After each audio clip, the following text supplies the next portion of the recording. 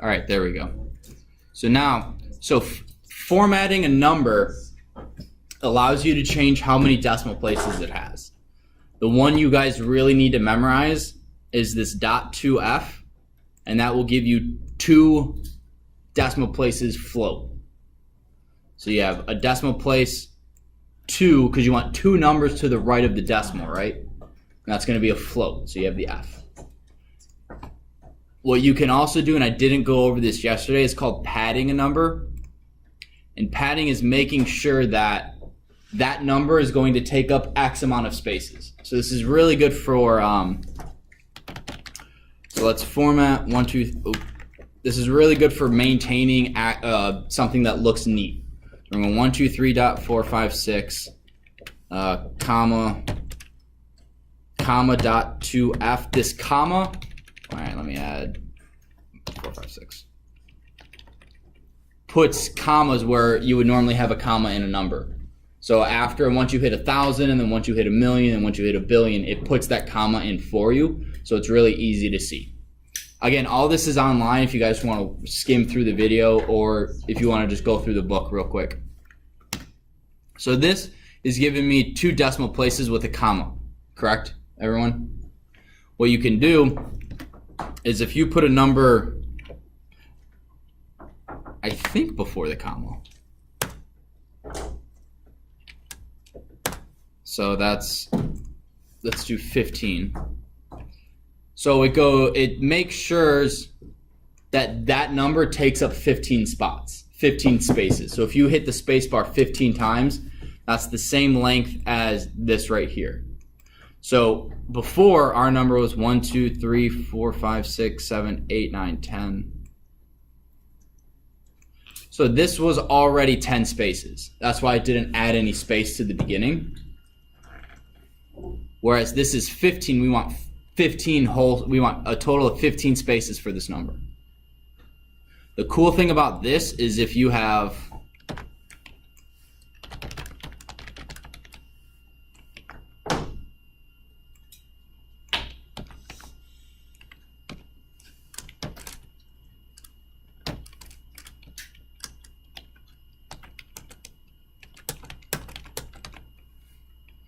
and so let's go, we have that number, and then 1.46, and we have oh no, I can't do that. Then we have that, and then we just get rid of that.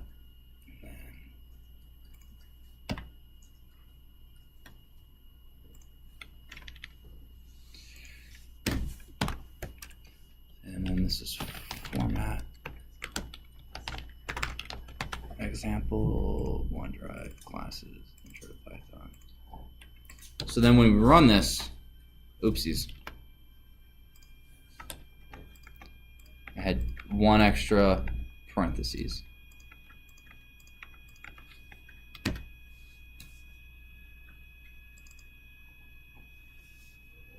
So they're all lined up because they're all taking exactly 15 spaces. Does that make sense? That's why you would use padding, is to make sure that they all line up. Because if you don't have that padding, all right, let's get rid of this 15.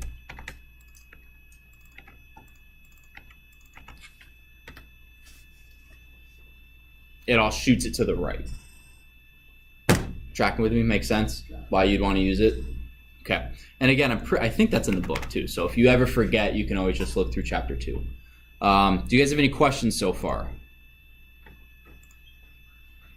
This goes over here. All right, so I want to do 2 things. One is a big thing that we're going to use with print that's really useful, and then we're going to go and learn how to take an input from a user. So instead of us coming up with all the numbers, you can ask the user to type something in. So first thing we're going to do is, if you ever, while you guys are coding, you will probably come up where you want to print something and, hello, Zach, you are the best teacher.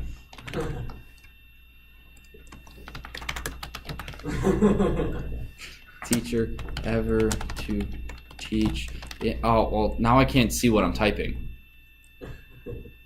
And notice there's also no scroll bar at the bottom. You can only scroll up and down. To teach in the room 203 during 6th hour in the fall of 2018. Yay. That's really annoying, right? Now what happens if it says I have an error in this line? Well, where exactly is it? So there's two things you can do. You can close this off, hit comma and hit enter. That makes sense? And then you just make this another string.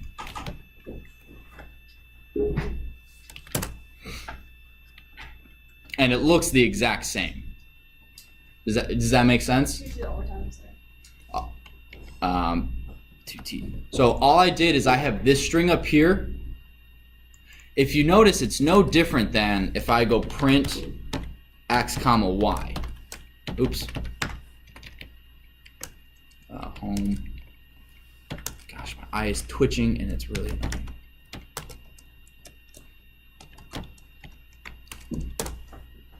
So it's no different than by printing two different variables like this.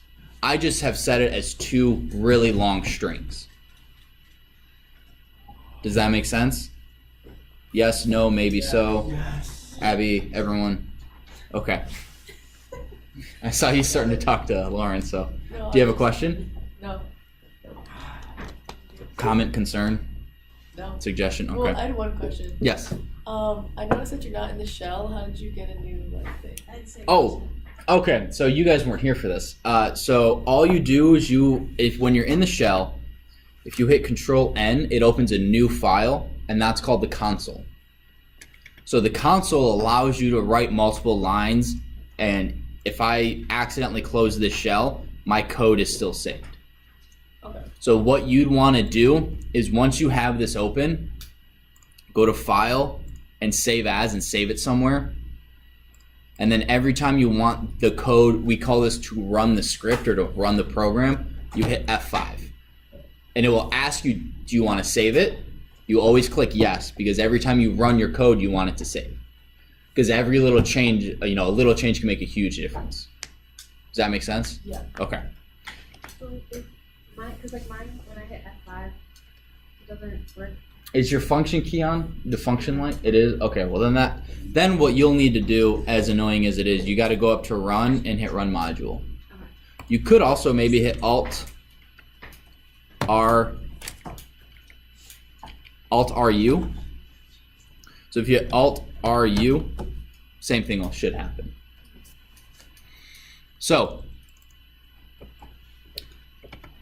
what you can also do, if you don't want to split this up with this comma, because the comma adds a space. So if you look at, you're the best teacher ever to teach, there's no actual space after to or before teach.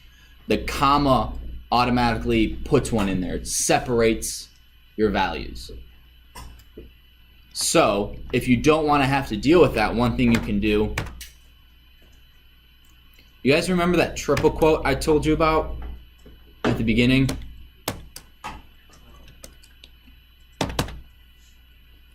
I said there's three ways you can make a string. You can do single quotes, double quotes, or triple quotes. Well, now we're going over triple quotes. The difference between single quote and triple quote and double quote and triple quotes. Triple quotes, listen, Jack, they all make a string, right? The only reason you would use triple quotes is when you have multiple, if you want to do something like I'm currently doing.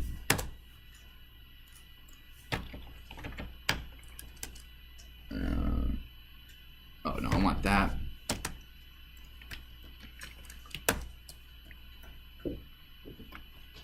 Oh, I forgot it does that. Oops. All right. So my mistake, I forgot. Triple quotes allow you to print on multiple lines without having to use the \n. A lot of this stuff is just, why do I need to know that? Well, in case you have a code that later, you know that, I know there's a way to do it, I just have to look it up real quick. Does that make sense? Like, if in 3 months you're like, I know I can print multiple lines. How do I do that again? Google it real fast. Most of the time, just use double quotes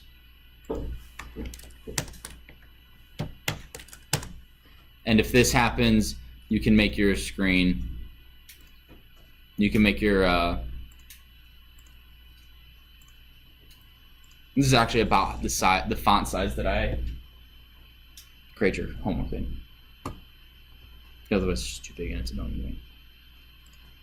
But so you can always change that if you dislike having to do that \n, or not the \n, but hitting the enter. So next thing we're gonna, well, I gotta make this bigger now.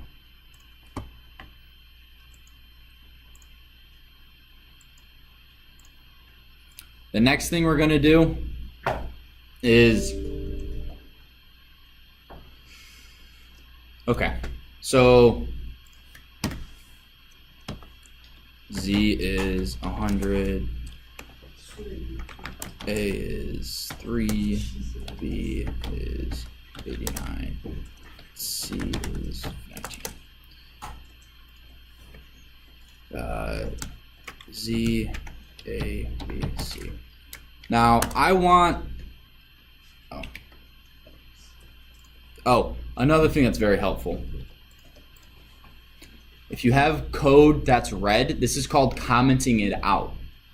It doesn't delete it, but the code, it gets skipped over in the display. So instead of having all of this up here, I highlight it. This is a very, very, very useful shortcut to know.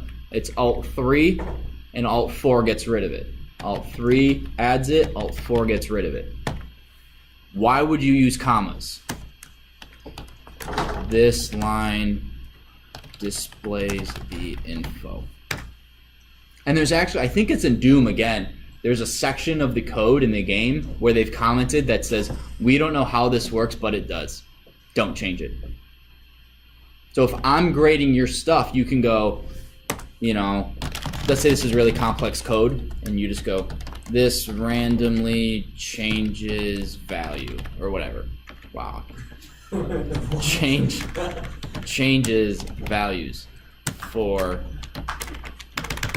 no, there we go, for stuff. That helps me in grading it, but it also keeps your code organized. You know what's going, you know what's happening where.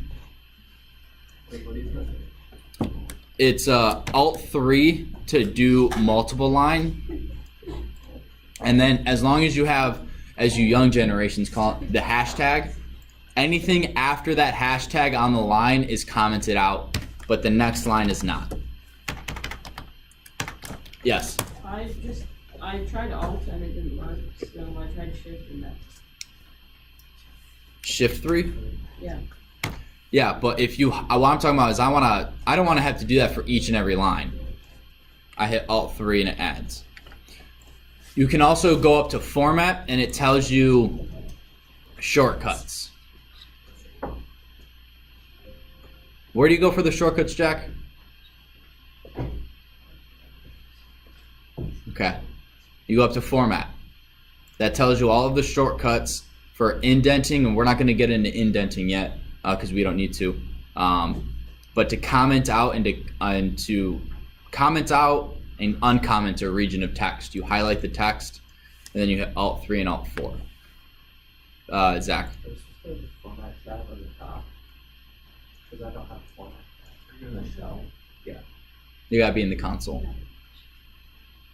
Yeah, from now on, write your code almost exclusively in the console. So as soon as you start up Python, hit Control-N and then start coding. Because this will allow you to save stuff. If you're only in here, I can't go back and edit anything. So I can't actually write code, I can just test bits of it. Alright, so let's say I want these numbers, instead of printed horizontally, I want them printed vertically. So in between each one of these, I'm going to need a what? I can do a \n, right? But the way I'd have to do that is this.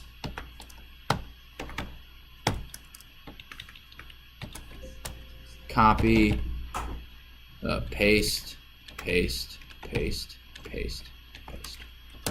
Does that work? 100%. What I want to do is, instead of having to do all that every time, at the end of your print, you hit comma, and this is called the separator. Separator equals a \n.